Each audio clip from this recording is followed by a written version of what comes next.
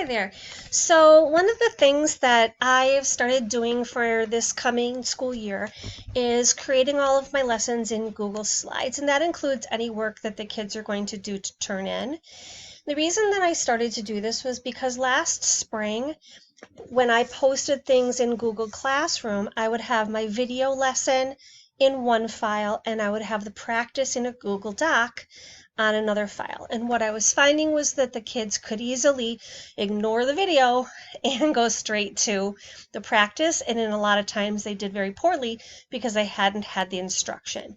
So in trying to figure out what I could do to eliminate some of that, I'm not going to eliminate all of it, obviously, but to eliminate some of that, I started to look into Google Slides as an option.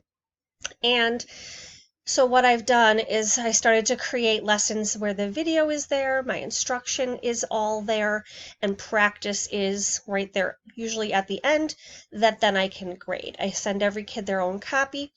If I'm in person teaching, I can have it up on the screen, teach directly, and then tell them, all right, folks, we've already done 1 through 12. Let's go to slide 13 now for practice. So I can still use it even if I'm in person teaching. But that's the reason behind my design of lessons this way, just because if I ever have to go virtually at the spur of the moment, it's ready to go and it's all there and they know how to use it.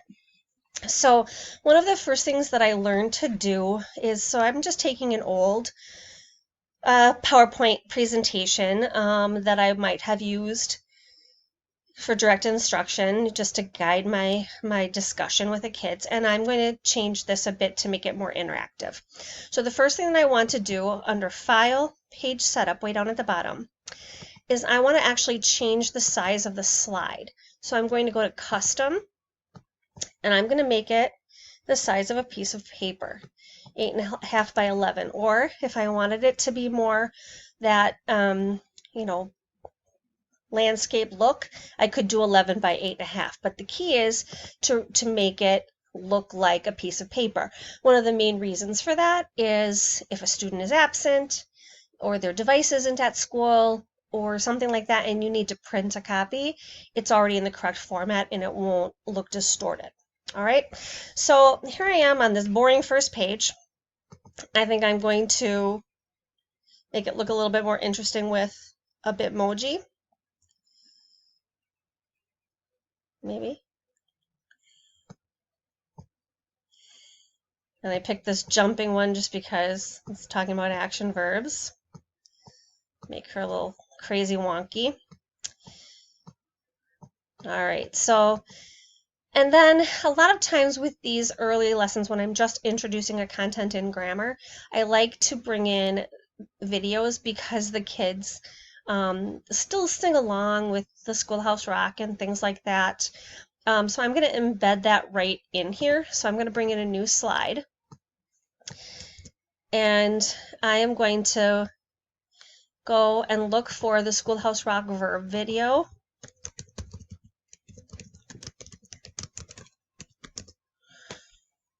And when I find it,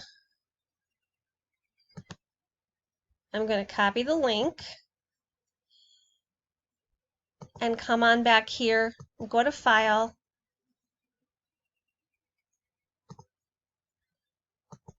and, go to Insert Video. Now when I'm at Insert Video, I just have to paste, but you could search for it too. You don't necessarily have to go and get it ahead of time. If you searched here for Schoolhouse Rock, it would show up. So I'm going to click to that until Select is blue, and then put it in, and then I can move it around, put it wherever I want it to be. It's kind of not a good way to do this on this weird background, but just something that the kids can watch and get jazzed up and interested and things like that. So that's typically how I start. It's very easy with Insert to put in audio, to put in video. I like to embed it right there so that, again, if they're absent, they can watch it from home. They don't have to have watched it with me in class. So then I'm looking through in my Bitmoji. I put one on this page. She's a little bit off So put her kind of in place again. And then this page is asking to find the verb in each sentence.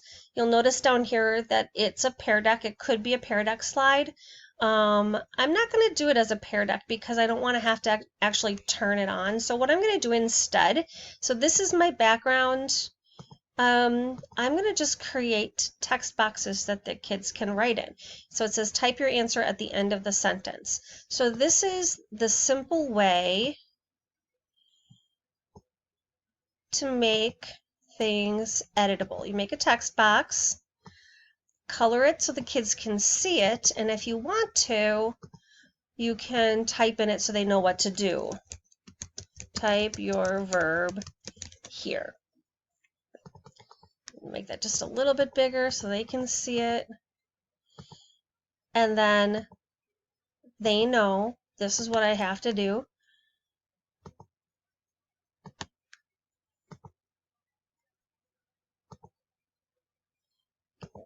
Copy the, so when you get that little cross hatch on a text box, that's when you're copying the text box. But when they're small like this, sometimes it's hard to get the hash, the cross hash. There we go. Nope, come on. I'll just draw new ones.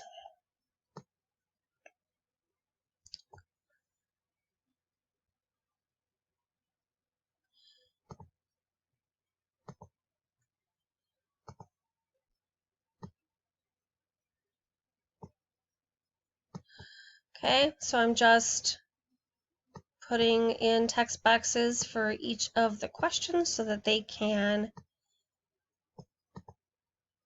type their answer. This used to be a choose your slide where if you got the right answer, it took you to another slide.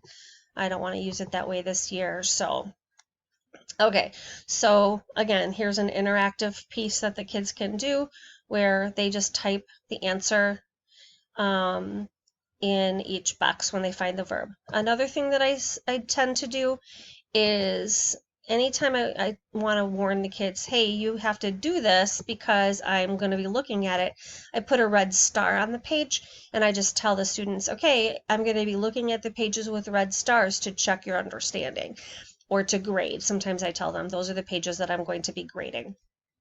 So they know that, okay, I can't just skip past this. She's looking at this. So again, just going through the whole lesson. And when I come to the end, I'm going to clean up this size of this.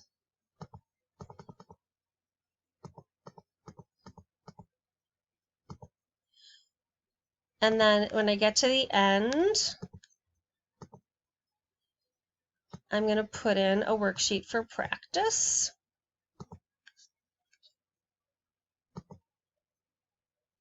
So I'm going to add another slide.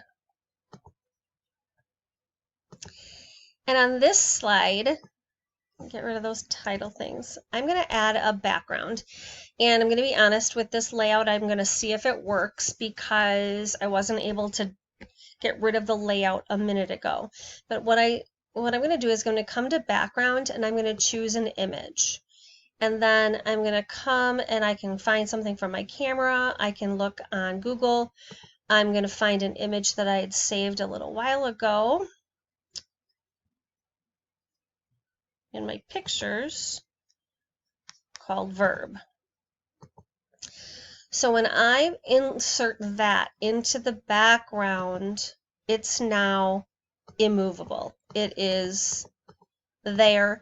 They can't edit it. They can't delete anything. They can't do any altering of this at all.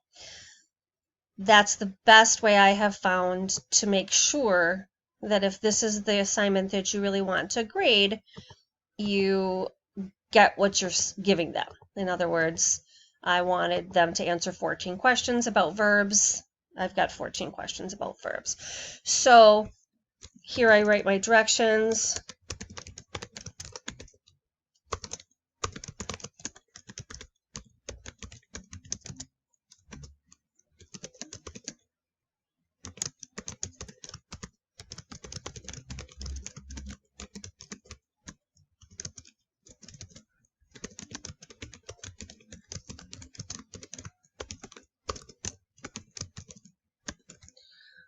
Okay.